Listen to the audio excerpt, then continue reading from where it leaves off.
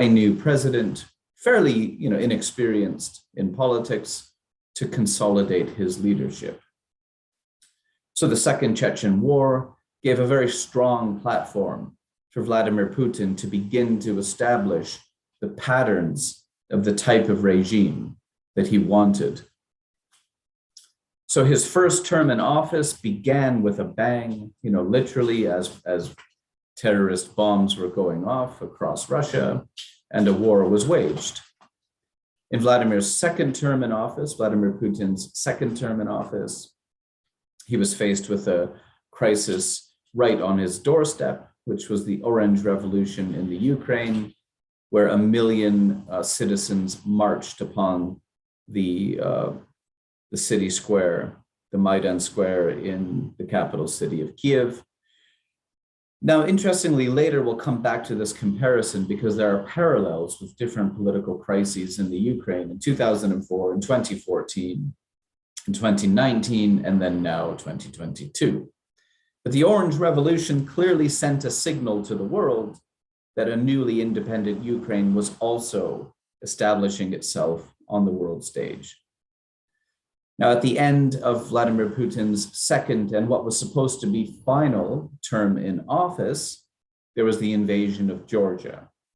So you can here see the sort of Greater Russia project unfolding. Now, it was at that moment in 2008 that actually President Vladimir Putin had constitutionally served his 2 terms, and that was the end of that, or so we thought. Now, under the interim presidency of Medvedev, when actually Vladimir Putin was downgraded to the position of prime minister, there was a big crisis in 2011, which in a sense in Russia itself, which was a precursor to, I suppose, a return to order and stability. So Vladimir Putin made a political comeback in 2012 and began his 3rd term, for which now we don't really see any end, or perhaps we do, depending on the consequences of the war. So 2014 in the Ukraine, again, there was mass, a sort of second Orange Revolution, you might argue.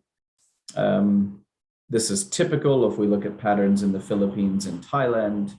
These massive movements, these mass protests tend to be cyclical and tend to pick off or start off where others left off.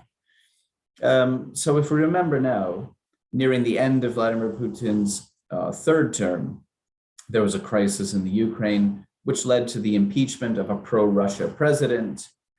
The Russian response was very heavy-handed, the annexation of Crimea in southern Ukraine, and basically the sponsorship of a separatist war in the Donbass in eastern Ukraine. Now, those are really, I suppose, the launch pad for the wars we know now.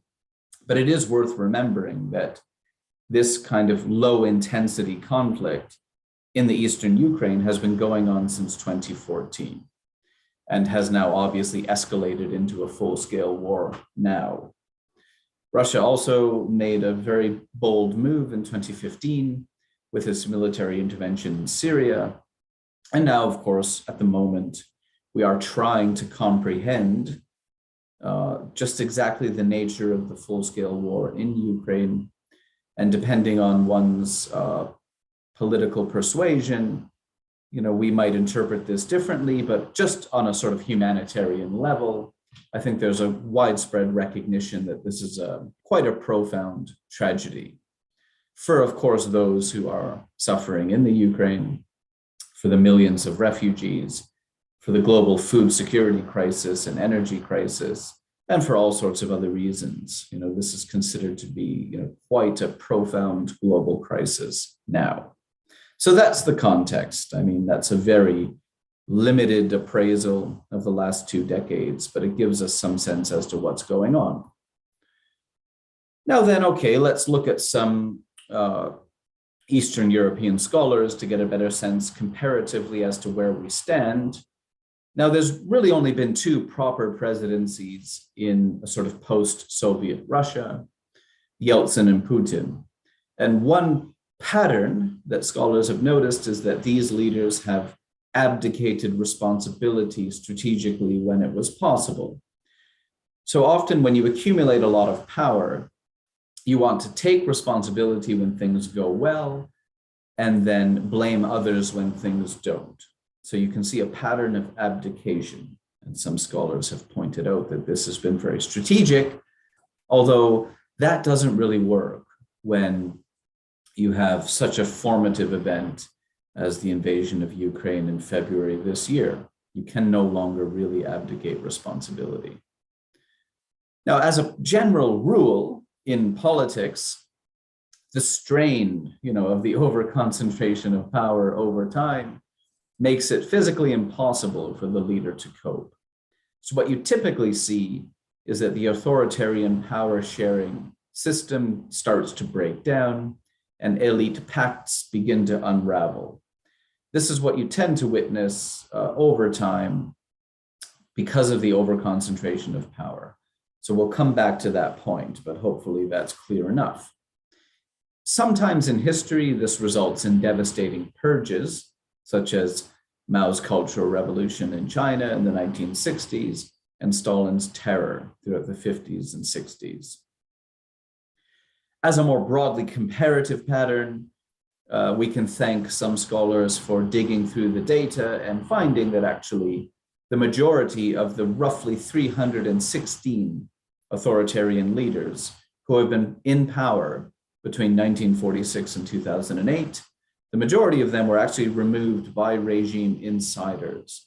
So the political exit is typically the result of a coup orchestrated by regime insiders as a result of their discontent. So there's often not a happy ending for authoritarian leaders, especially those who stay in power for a prolonged period of time.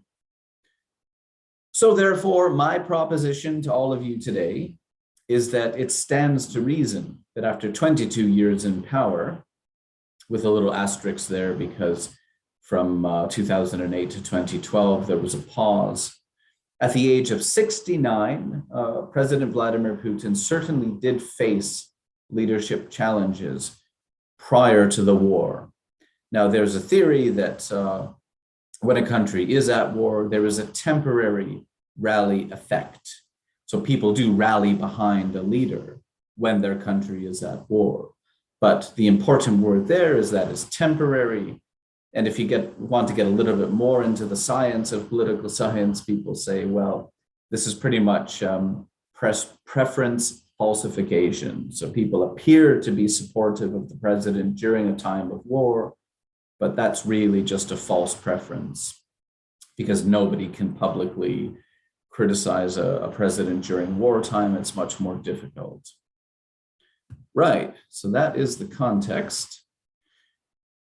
So I will now look at a few propositions that are not mine, but that need to be discussed briefly. If you look at the most recent article in the Journal of Democracy by Person and McFall, these are very well-established scholars, they would argue that one objective of the current war is simply to remove President Zelinski, who won, maybe not a landslide victory, I probably should have clarified that, but a solid majority victory in 2019, to remove this president from office. Okay, well, that might be convincing, but we need to think about it a little bit more.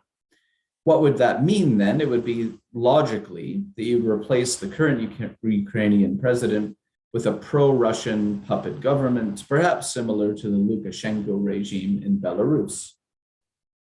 Why? Well, this would be following the logic that a flourishing Ukrainian democracy undermines regime stability in Russia and the rationale for autocratic state leadership. In other words, if you have a successful democracy right next door in the Ukraine, that people notice this. And within the sort of Russian-speaking world and the Slavic world, you would say, well, how can we continue to justify autocratic rule in Russia when very clearly people within the Slavic world are enjoying good governance under a democracy? I think that's a very intriguing argument, but it's an incomplete argument. And it sort of comparatively follows the logic of the threat of Confucian democracy to the Chinese Communist Party. How convincing is that? I'm not so sure, because clearly we have plenty of examples of Confucian or sort of offshore Chinese democracies. You can see what goes on in Penang. You can see what goes on in Singapore, in Taiwan, in Hong Kong, although that's much more of a struggle now. And does that then mean that the whole citizenry of the People's Republic of China say, well, our model doesn't work anymore? I'm not so sure.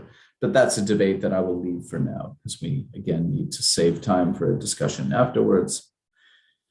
The follow-on from that thesis, and this is where Person and McFall kind of end, and where I would introduce a bit more evidence, would be that, well, yes, of course, Ukrainian democracy challenges Russia, but that's also a sort of sovereign and independent preference. And this really, although it may be a threat to Russia, it really may not follow that war is the answer. If you look really interestingly at the 2015 to 2019 administration of President Petro Poroshenko in the Ukraine, you could say, well, the threat of Ukrainian democracy to Russia was much greater than it was under Zelensky. For example, in 2015, a bill was signed to remove all communist and Soviet monuments from the Ukraine and to rename streets and public places. And then controversial language legislation followed, where everyone in the Ukraine was meant to speak Ukrainian, which is problematic because of Eastern Ukraine, where everyone speaks Russian.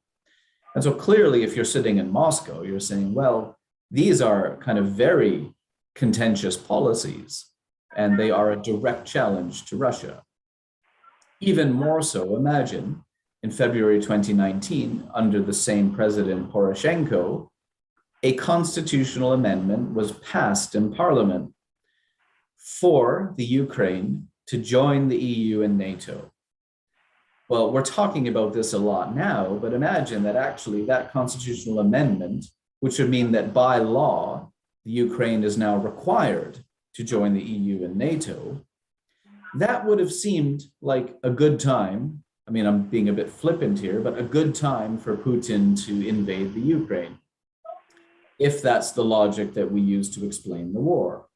So why wouldn't Vladimir Putin authorize an invasion at the moment at which the Ukrainians made it a legal requirement to join NATO? This is a good question. I'm not saying I have the answer, but it's a very good question.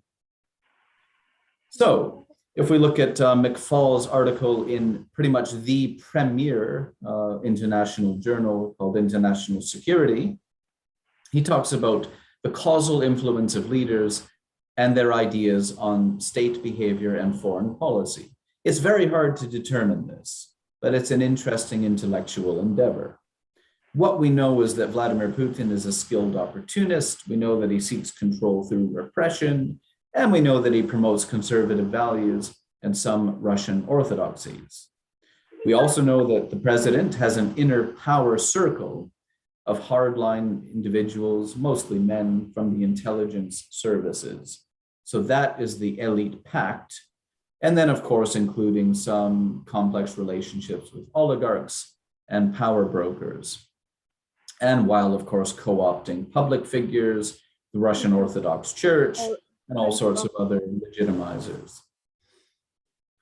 So then we end up now with a bit of an understanding of the Putin regime, of the challenge that the Ukraine poses, of some of the global context. And then now we have to start thinking comparatively.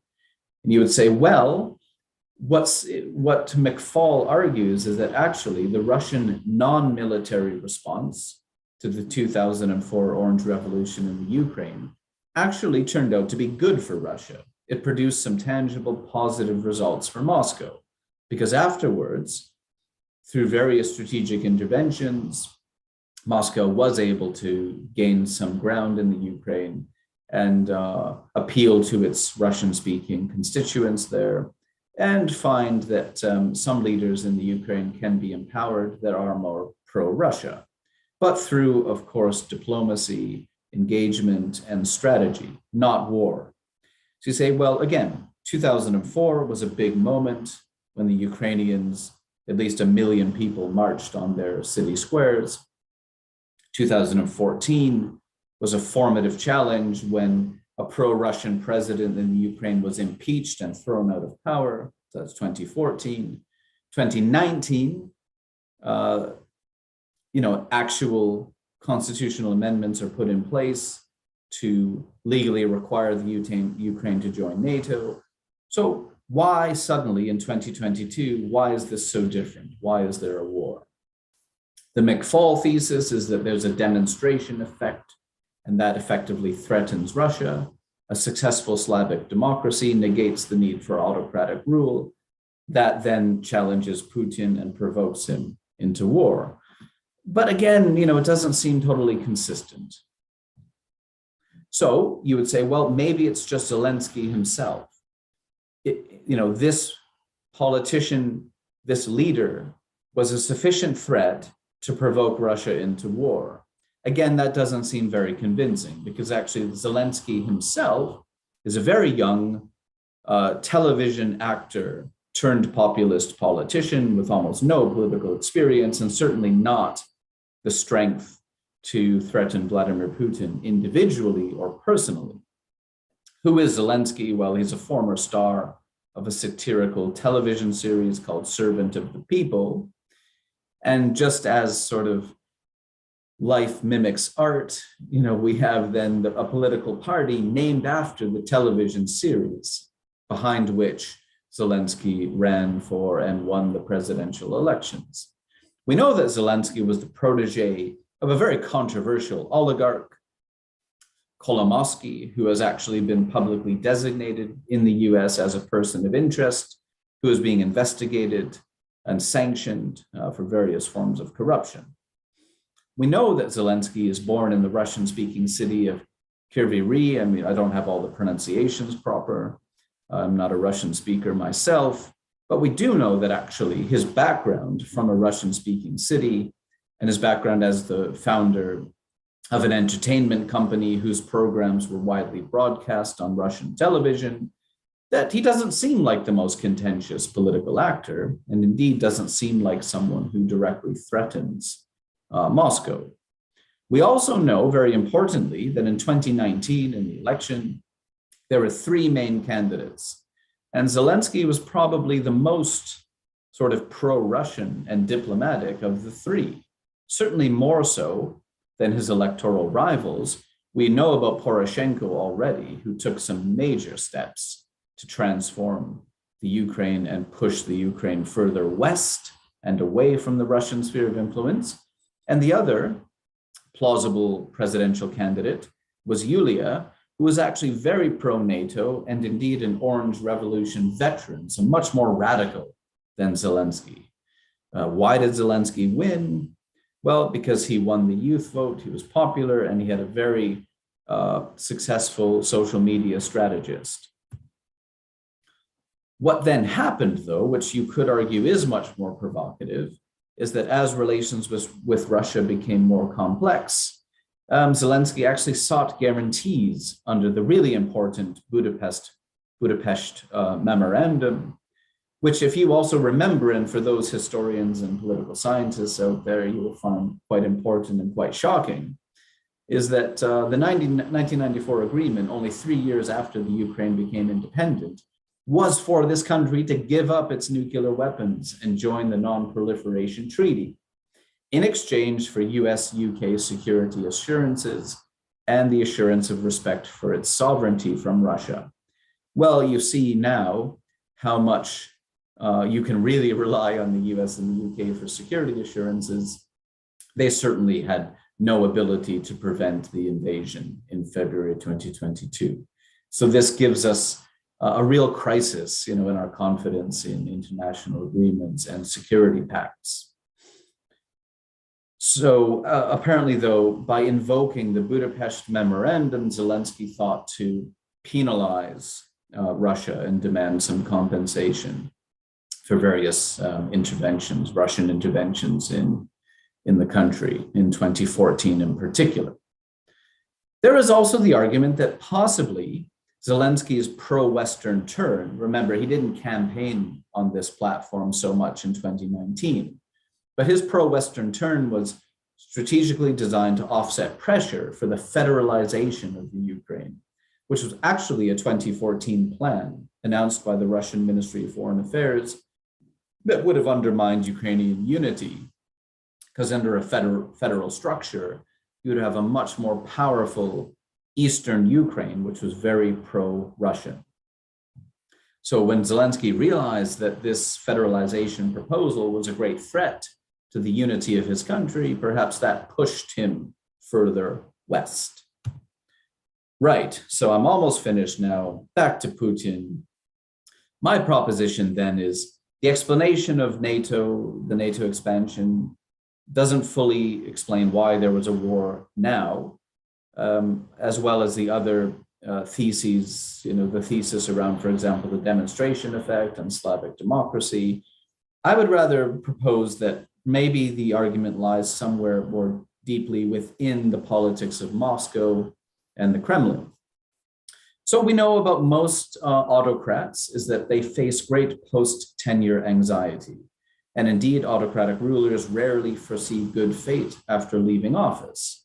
So for Putin, who again served 2 terms, roughly 2020 to 2008, 2000 to 2008, then a pause, and then a political comeback in 2012, you would say, well, clearly your time is up.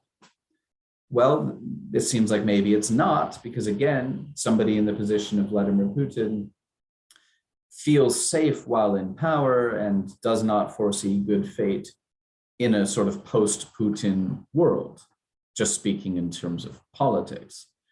We know that factionalism gradually undermines elite cohesion and destabilizes autocratic regimes, especially highly personalized autocracies. We know that protracted tenure, being in power for more than 2 decades, creates delusions of the indispensable leader, contingent destiny, and various states of unreality. That's a lot to think about, so I'm happy during the question period to explain some of this a bit more. We know, and we've seen this in China, that the Constitutional Court approves amendments to allow people like Xi Jinping and Putin to remain in office basically forever. Now, this very profoundly undermines key institutions and also signals elite betrayal, because there are other, believe it or not, other people in Beijing and Moscow who might have wanted a turn in office, who might have wanted to be president. But when Xi Jinping and Vladimir Putin tear up the script and say, sorry, I know you were expecting me to leave, but I'm not leaving, this creates some profound divisions amongst powerful elites. We also know that the overconcentration of power creates blind spots and excesses, diminishing returns and delegitimacy, where eventually leaders become a liability. Now, if you look at Putin and his war, if we call it that, you can clearly say that it seems like this person has now become a liability. If you look at the impact of the sanctions, for example, on Russia. So perhaps the war in Ukraine is likely Vladimir Putin's final gambit and the beginning of the end for his regime. And this is my final slide. Well, is this true? I think if you look at the analysis, there are many factors that shape regime defection cascades in electoral autocracies like Russia. Defection means you're turning away from the regime. So the elite defections in particular result from the political strains and disruptions that occur, for example, within the ruling United Russia Party. And this is related to competition over resources and influence and strategies of co-optation and control. A single person in power can't hold it together forever, right? So now if you think, well, President Putin is aging, he's been in power for too long, he's becoming a liability, this war is not going very well in the Ukraine. It's creating quite a profound global crisis and tragedy. And I think a lot of ordinary Russian people are starting to feel, starting to suffer because of this. What we have now, perhaps, in the metaphor of the sinking ship, is one that, well, who wants to go down with the current president? It would seem rational to want to abandon that sinking ship, to save yourself before it's too late, or more to the point, to abandon the captain, the liability who is causing the ship to sink. The problem, though, for many elites is that they are tethered to that ship. They're too closely associated with the regime.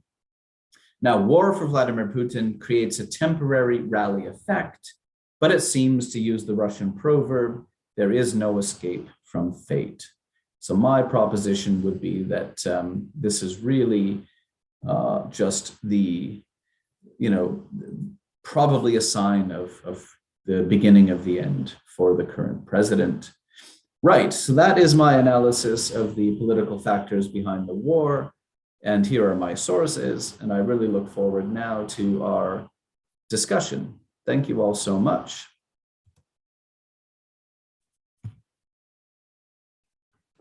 Okay, thank you for a fascinating talk, sir. Now, ladies and gentlemen, we open the discussion session. Please raise your hand and unmute your microphone for those who have questions, or also you can write down your questions on the chat box. But as what we can see, we've got the questions already from Dr. Amin Tohari from UIN SA, Surabaya Province. The operator, can you please pin Dr. Amin Tohari? Okay. Hello, Dr. Amin. Do you want to deliver your questions directly, or okay? Let me read your questions. So Dr. Amin Tohari asked, we are seeing the point of view of frontline Ukrainian soldiers, but is possible to get the perspective from the Russian side? Are you prevented by the Russians from reporting on and talking to Russian troops on the ground in Ukraine? Thank you on your response. That's the questions from Mr. Amin Tohari. Yeah, do you have a response, Mr. Adam? Yes, okay, that's great. Thank you so much. I mean, I guess this is a question around reporting and the communications and the sort of propaganda of war. I mean, I suppose it depends where you are. We may be seeing some of the Ukrainian perspectives. Clearly, let's say where I am now in the United Kingdom, the reporting is very pro-Ukrainian. There's no doubt about this. Are we prevented by the Russians? Well, I think the reporting seems to suggest that Russian state media is clearly trying to control the images of the war, the messaging coming from it, the propaganda. I would imagine that, yes, we have fairly limited insights. Now, clearly, again, when there's a national emergency, if we were to try to go around Russia now and gauge public opinion, it would be very difficult. I would imagine you would feel under considerable pressure if you started walking around on the streets of Russia or of Moscow or St. Petersburg or wherever it may be, and to say to an ordinary Russian civilian on the street, can you give me your honest opinion, please? Are you against the war? What do you think about this? It would be very awkward, right? And clearly the Russian civilian on the street would wonder who is listening, who is watching, and what the consequences of their statement would be. So you're probably seeing a lot of self-censorship and a lot of preference falsification right now. But yeah, I agree, it's a really important issue. And I think if we looked hard enough, you could see a lot of Russian social media commentary that would be very diverse, but then we're limited by the fact that, at least I can speak for myself, there are language barriers.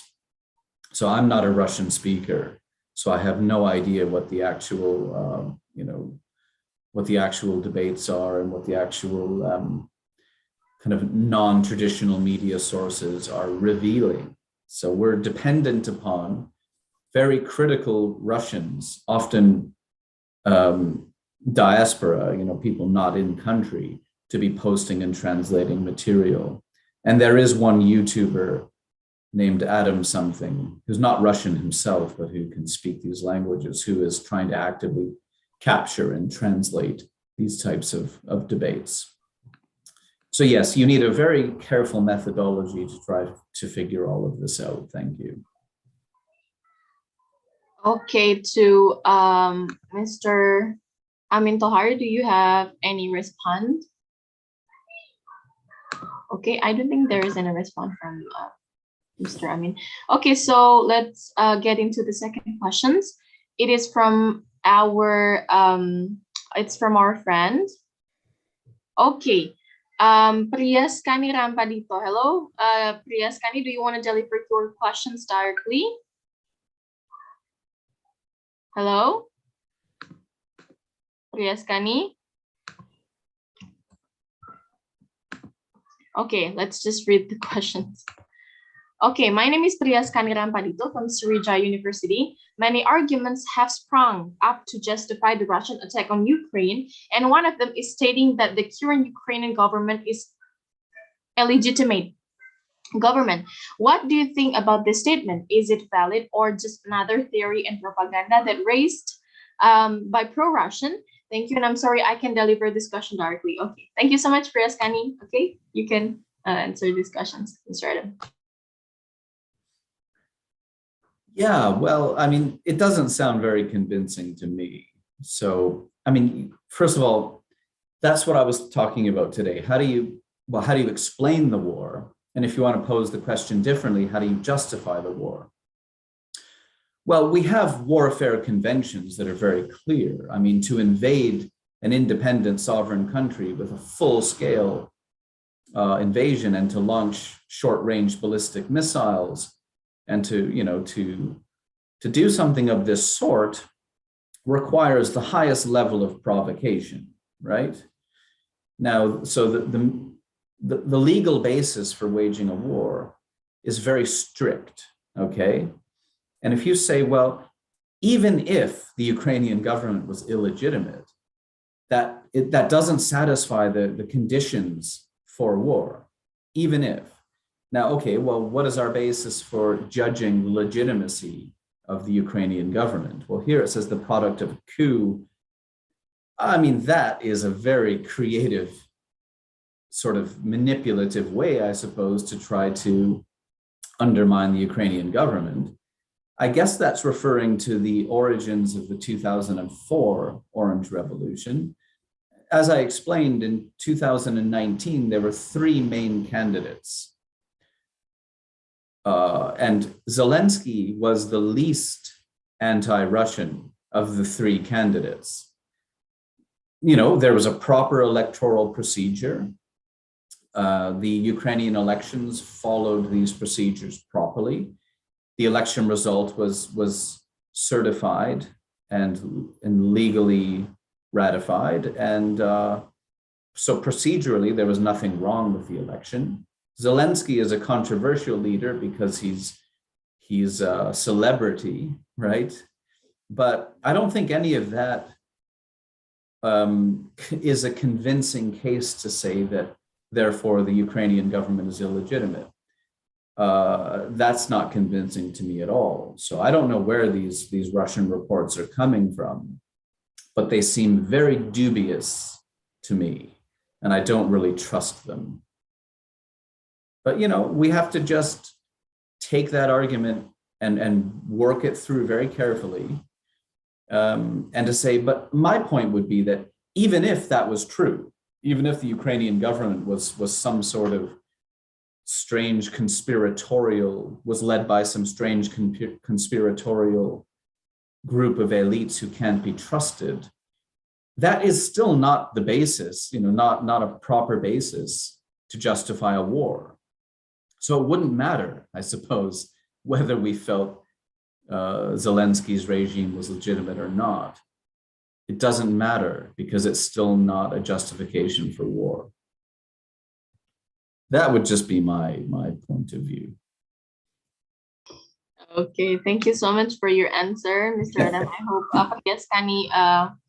I hope Priyaskani feels satisfied.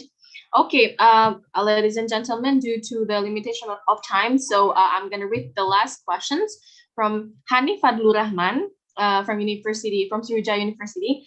As we know that the tension between Ukraine and Russia have been highlighted by the international community, including the United Nations, because this includes humanitarian issues that occurred as a result of the ongoing Russian invasion of Ukraine, which caused many casualties. What I want to ask here is, what is the best preventive step that can be taken by the United Nations against this invasion case, given that Russia insists on stopping the invasion of Ukraine unless Ukraine will not join NATO? Okay, yeah, you may have your time, Mr. Adam. Yeah, so preventive measures.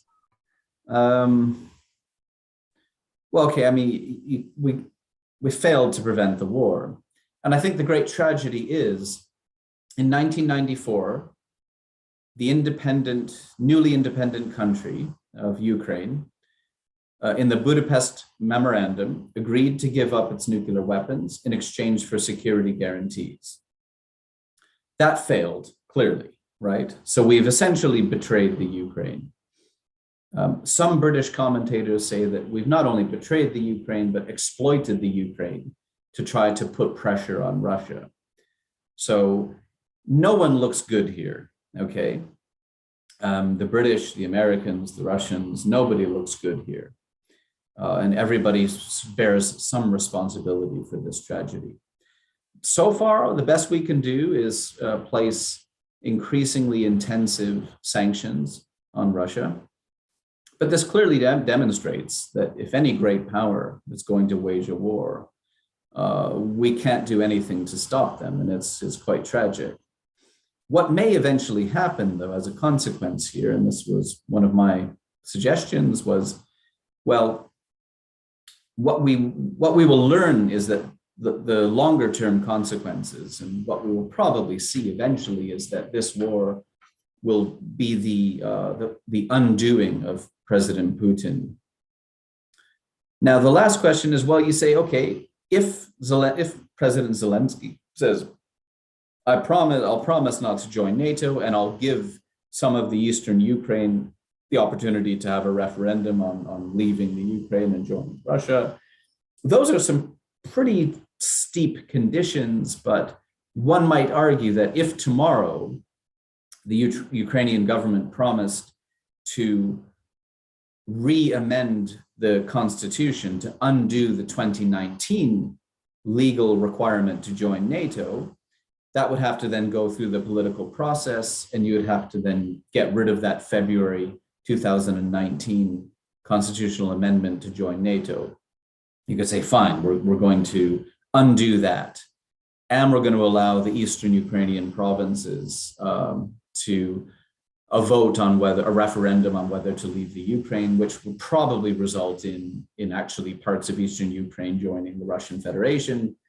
Maybe those are the political conditions to stop the war. But at the moment, it seems like only escalation, because more and more weaponry is being sent from the West to the Ukrainians to keep fighting. And Russia seems determined to also intensify the conflict. So it's incredibly tragic and incredibly complicated. But I think the original betrayal is traced back to 1994. And you're going to see a lot of countries now being very skeptical about these types of security guarantees, because clearly the UK and the US disarmed the Ukraine and then left them very vulnerable. And now we've seen an event in February that shocked everyone, and Russia actually did go ahead and invade. And now we're witnessing a full-scale war that seems to be escalating. And no one thought this would happen, but quite tragically, here we are. All right. Okay, well, actually, we still have a few more questions here. Yeah, that's fine. Okay, that's fine. Okay, I'm going to read the fourth questions from Josha Dafa from senior high school 17 Surabaya. I have questions to ask, sir.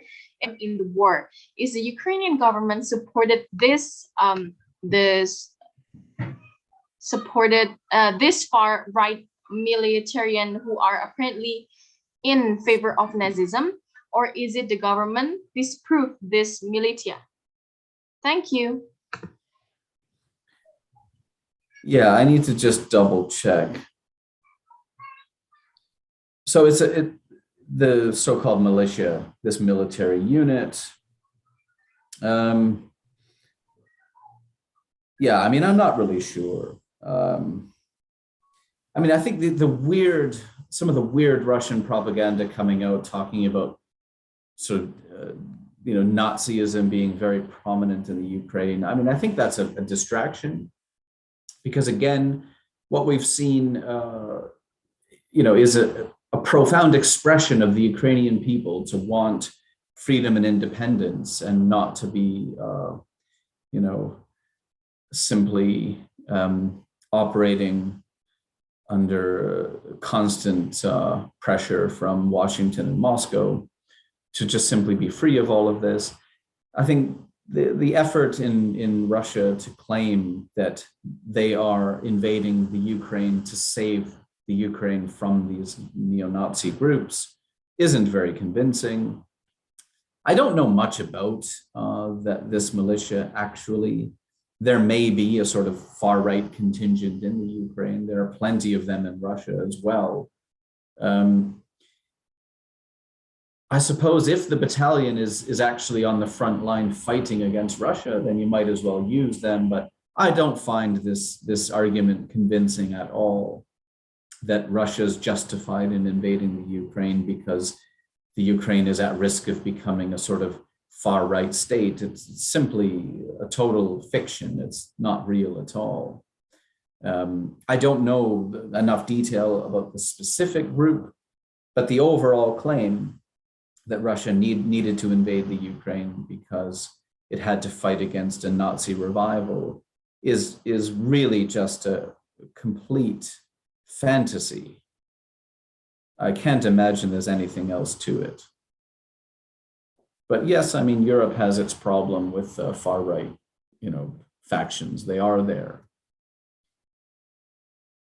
I don't know enough about that specifically, but I don't trust a lot of the Russian propaganda. I'm sorry.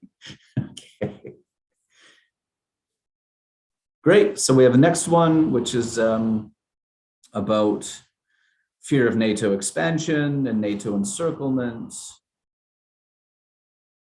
Again, it's not convincing. If you look at the scholarship, they've said that actually, again, if that was Russia's fear, then why didn't they invade in February 2019 when the Ukraine made it a legal requirement to join NATO? Well, again, because it's complete insanity to invade an independent country because they've now made it a law to join NATO. Is that a threat to Russia? Probably. Is that sufficient grounds to wage war? Probably not. And there is evidence now, and even there are quotations from President Putin over the years in the recent past as saying that, yes, it's probably inevitable that the Ukraine will join NATO at some point. It's always been understood in the process of negotiation between all of these interested parties that if the Ukraine so chooses to move further west, well, that's, and they follow proper political processes for doing so, that's their choice. So is Russia threatened by NATO? Yes. Is it a big surprise that the Ukraine is moving further towards NATO? No. And the Ukraine, in fact, is probably justified in doing this because of all of the Russian interference in Ukrainian sovereign affairs. And, so that's an interesting issue. There's some really good research on this, but I think a lot of the scholarship is now indicating that NATO membership alone certainly would not explain the February invasion, because the NATO problem has been there for a long time. And forget February 2022, February 2019 would have been the point at which, if if this is the reason for war, Russia should have invaded, because that was the point at which the Ukrainian parliament passed the amendments to the constitution to make it a legal requirement for the Ukraine to join NATO. So why wouldn't it have happened in February 2019, right? So I think something else is going on here. I think it's probably an expression of Vladimir Putin's own weak or deteriorating position within the Kremlin, maybe, or the fact that he's waging war now because it's his last gambit, his last stand. I don't really know. So hopefully that's an answer to Anugrah Bintang. Thank you. I'm just saving you, Yolanda, from having to read everyone's questions out loud. But if you want to read some of them, feel free. Thank you so much, Mr. Adam. Okay, so maybe this is the last question since we've got so many questions here. Everyone is so excited to ask questions to Mr. Adam, but somebody's raising his hand. Ivan Chandra, do you want to deliver your questions directly to Mr. Adam? I'm going to give you the mic. Go ahead. Oh, sure. I want to. Yeah, sure. I want to. All right. First of all, I want to apologize for not using the virtual background because I'm currently using my phone. Yeah, it's not capable of using background. And I also want to thank Mr. Adam for delivering such a informative material. And I also want to thank the moderator for giving me the chance to ask something to Mr. Adam. And first of all, I'm not really into politics and economics, but I'm kind of curious of, some oligarchs, some Russian oligarchs that, they keep getting some sanctions from the Western Bloc countries like US, like UK, Canada, and many more Western blocs. I mean, are they really involved in what Russia is doing right now in the Ukraine? Are they funding Russian operation in Ukraine? Or is there any way else? Is there another way of them to help Russia in, with their operation in Ukraine? And I think that's all. And thanks for your attention. Thank you. I'll try to be brief because, there are just a ton of questions coming in here. Well, I think that the sanction regime was the only punishment, realistic punishment for Russia. There was a very good point made by some commentators here that what you don't want is the complete collapse of Russia and a pariah state. What you want is, in the aftermath of the war, still a viable state that you can work with. The targeting of Russian oligarchs is just meant to increase the personal pressure on Vladimir Putin, because some of these oligarchs, while they may not have anything to do with the war, are part of Putin's, are part of his group, who can clearly, through their access to resources alone, help keep Putin in power. And there are some of them are close friends. So of course, the more you punish Putin's allies, the more the war drags on and the more it hurts and is felt. And again, I think gradually you would just increase the pressure and perhaps speed up this process of regime decay, right? So it's just really, suggesting to those oligarchs who are now suffering deeply that, do you really still want to, maintain your loyalty to Vladimir Putin, who is now, of course, responsible or claimed as responsible for all of this? So it's one of the only things you can do, right? And this doesn't extend just to Russian oligarchs, it's some Ukrainians as well. And interestingly, Zelinski's former supporter is also under investigation. But it's all we can really do, I suppose. And it just undermines Putin. And the only other thing is the oligarchs matter because the ones who are still alive and are still rich must be in Putin's favor, because those who are not are in exile, are in hiding, or often end up getting poisoned, right? So the ones who are living are clearly friends with Putin. And so they're legitimate targets, I guess. All right, thank you. Okay, for Ivan, do you have any response to that? I think it's already enough, and thanks for your answer, Mr. Adam. Yeah. All right, thanks. Okay. Okay, Veronica. Okay. Is there someone raising their hand? Hello? Zulfikri. Okay, Sir Zulfikri. For the moderator, can you please pin Mr. Zulfikri? Okay. Yeah. Okay, you've got your time, sir. Go ahead. My name is Zulfikri Sulaiman, member of the teaching staff at the Department of International Relations, Sriwijaya University. Mr. Adam, by focusing only political perspective, probably internal Ukraine perspective or Russian perspective, and by excluding external factors, for example, the Russian and NATO relation. Are you sure we can understand well the war in Ukraine? Please, Mr. Adam. Thank you. We have a little musical soundtrack there as well. That was nice. Okay. No, it's a fair question, and there would be a perfectly valid analysis of the war if you looked geostrategically at NATO expansion. And there's a lot of work being done on this, and it's really important, as well as the nature of the Budapest memorandum in 2004, I believe.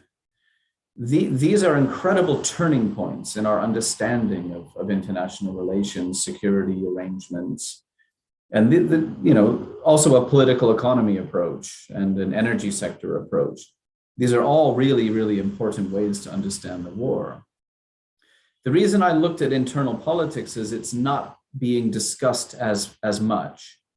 And I think, oddly enough, nobody has put this kind of dictator's dilemma thesis forward to say maybe the war is a consequence of the fact that Vladimir Putin was facing real leadership challenges. And no one has made this argument because, one, we have no idea what's going on in the Kremlin, and we never will. But it seems to me very logical and not being focused on as much, which is why I chose that approach. But you could very much undertake a systematic analysis of the threat of NATO expansion. And you can look at some of the work I've cited already. I think the McFaul article in the journal International Security and the Person and McFaul article in the Journal of Democracy 2022, they review all of the evidence about NATO expansion. And I think what they find is it's not an explanation for the war, because there have been many signals from Moscow that the Ukraine will probably go further west. And the Russians know this and have known this for a very long time and have never said that would be a justification for war. So I think the fact that it's just happened in February 2022 doesn't correlate very naturally with NATO expansion, because, as I said, February 2019 would have made more sense, right? That was the point at which the Ukrainian parliament made it a legal requirement to join NATO. So why wasn't there a war then? Why is there a war 2 years later? It doesn't make much sense unless maybe we look more at the politics, the political maneuvering behind the scenes. That might make more sense. But again, this is highly speculative, and I'm not totally sure. So I do apologize. There are many limitations to our analysis today. Okay, for Mr. Zulfikri, do you have any response to that? One more thing, please. Okay, go ahead. Tsar Nicholas II is the cousin of the Queen Elizabeth II. So historically, I know the Britain, what they say is always negative to the Russian government on international politics. Yeah. What do you see? What do you think, Mr. Adam? Well, the monarchy, yeah, they're very, very curious. I mean, Tsar Nicholas II was sentenced to death by the Bolshevik movement, yeah? Right. Yeah, there's an infinitely complex history to all of this. I think the British, though, just bear simple responsibility for the fact that they had promised to defend the Ukraine. A nuclear-free Ukraine would be protected by an alliance of the US and the UK. And now, of course, the British betrayed the Ukraine, and the British manipulated the Ukraine and exploited the Ukraine, and now feels very guilty. But there's always been a deep skepticism about Russian intentions, and that's good. I mean, we should all be skeptical about Washington, Beijing, and Moscow.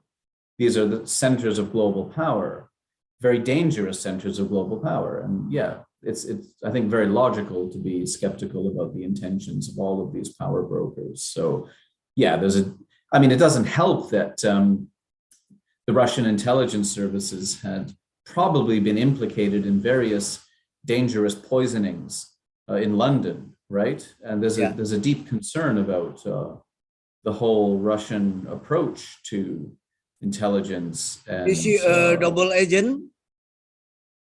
I don't know. I couldn't say. Yeah. But I think there's a very deep public anxiety in the UK about Russia, and some of it is justified and some of it is sensationalized.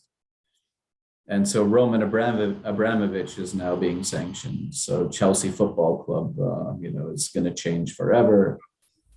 And people are rethinking, their comfort levels with Moscow. And I think this war has only confirmed some of our suspicions that Putin is an incredibly dangerous individual. Yeah. But thank you for the historical references. We could go on forever about. Okay, thank you, Mr. Adam. Okay, thank you so much to Mr. Zulfikri, and thank you so much for Mr. Adam for answering the questions. Okay, I think I have to ask Mr. Adam, do you mind answering the very last questions from Lan Adnan Firdaus?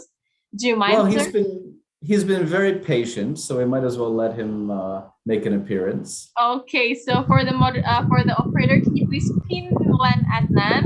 For Lan Adnan, you may have the floor. Thank you, moderator, for your recognition. So to Mr. Adam, my name is Lan Adnan Firdaus from Syria University.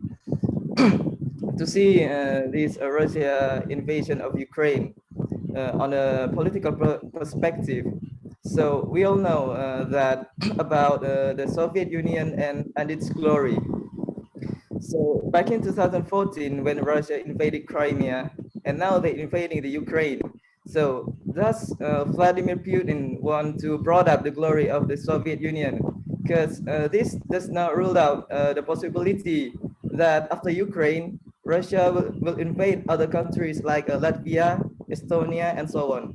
Thank you, Mr. Adam. Yeah, it would be a very interesting sort of dissertation, to look at sort of post-Soviet Union world, and it's probably framed more along the lines of a sort of patriotic, nationalistic, kind of greater Russia push.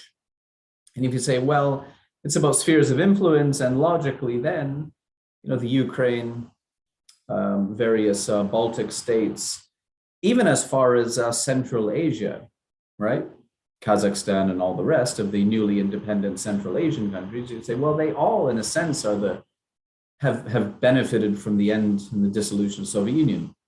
Well, if you follow that logic, then you would say, well, Russia has potentially the ambition to reclaim all of its old former Soviet satellite states. But again, it would seem nearly impossible because the invasion of the Ukraine alone is draining immense resources from Russia and has caused the complete international isolation, right?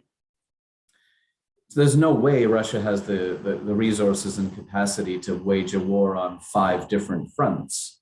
But the logic, might make sense. And you could say theoretically, if that is really what it's all about, the former glory of the Soviet Union, fine. I mean, I don't think Putin is that much of a fanatic. Vladimir Putin is more pragmatic, but may now be beating the war drums and saying, maybe this is some sort of revival of a mythical, a non-existent golden era for the Soviet Union, and try to appeal to the Russian people. But I don't think a lot of Russians want to hear about it when their bank accounts are frozen, when the supermarket shelves are empty.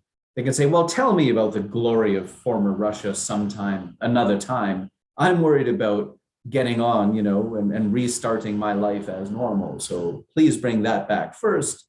Then we can have a debate about reestablishing some kind of mythical golden era. I don't think that will be a very popular position to take at the moment, especially given the scale of hardship and suffering going on, and the fact that you have civilians dying every single day in a neighboring country in the Ukraine that a lot of Russians care about very dearly and very deeply. And as much as Russian state media tries to hide the horror of war, it's all going to come out at some point. But that's a very interesting question. Thank you, and it might make for a very good dissertation or thesis project for you in your degree. So I would encourage all of you to do some more research about this. Or come to Leeds one day and study with us, and we can continue. Yeah, you can join our European Center for the Responsibility to Protect and tell us more about Indonesia's diplomacy, because Indonesia's government seems to be very kind of trapped at the moment in trying to figure out what to do about all of this. Okay, for Len Adnan, do you have any response to that? I think that's enough. Thank you to Mr. Adam. It's a great answer. Thank you. Okay, that's the very last questions from our participant. Thank you so much for those of you who have asked questions to Mr. Adam, and thank you so much, Mr. Adam, for answering tons of questions totally. And ladies and gentlemen, I think now we should proceed to the next agenda. One more time, I need to say thank you very much to Mr. Dr. Adam Tyson for your time and precious knowledge. And as a token of appreciation for your valuable contributions, may I call on Mr. Dr. Azhar, SHMSJLLMLLD, to kindly present a memento or certificate to Mr. Adam as our guest speaker. To Mr. Azhar, you may have the floor.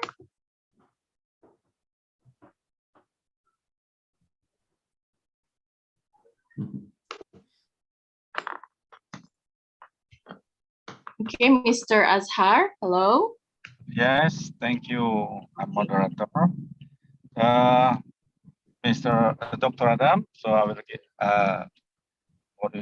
give you this certificate for our appreciation for your public lecture this afternoon. Thank you very much. I hope you will come to our university one day, and we really thank you very much for your a public lecture this afternoon. Here, your certificate of appreciation from our university. Thank you very much, Dr. Adam Tyson. That's wonderful. Thank you so much. Maybe you can send me a hard copy one day in the post. Yes, we will send you a hard copy, inshallah. It's a lovely certificate. Thank you. You're welcome. Okay, it takes a lot of time to send you a hard copy, but we'll do that, by the way. Okay, so for the operator, can you please take a picture before we proceed to the next session? Okay, to our operator, please. Okay, for Mr. Adam and Mr. Azhar, we're gonna be having a photo session in 3, 2, 1. Okay, thank you so much, Mr. Azhar. Okay, ladies and gentlemen, we finally have come to the end of the end part of this event, of this webinar. Before I close this session, one more time, I'd like to say thank you to our speaker, Mr. Adam, and to all participants who stay with us until the end of this event. And I am Fionika Yolanda, your moderator. Thank you and see you at another event. You guys may leave the Zoom. Thank you so much, Mr. Adam, one more time. Thank you. Thank you, Thank you Dr. so Adam. much. I hope you All will visit right. our university one day. We really. Yes, I would love to. Thank you so much. Okay, thank you. You are welcome. Okay. Bye now.